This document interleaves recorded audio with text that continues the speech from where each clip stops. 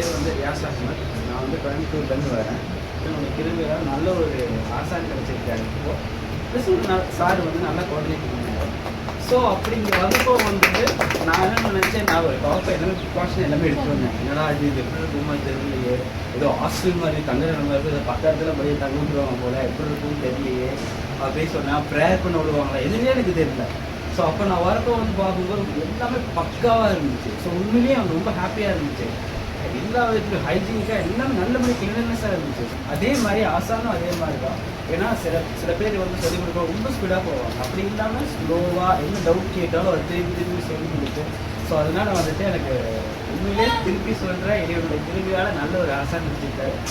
நல்ல ஒரு ரொம்ப ஹம்பிள்னஸ். அவர் வந்து எவ்வளோ தூரம் பேசினாலும் எவ்வளோ திருப்பி ஏதாவது டவுட் கேட்டாலும் வந்துட்டு எவ்வளோ தடவை கேட்டாலும் திருப்பி வந்து அதே பொலைட்னஸோடு சொல்லி கொடுத்தாரு. ஸோ அது வெரி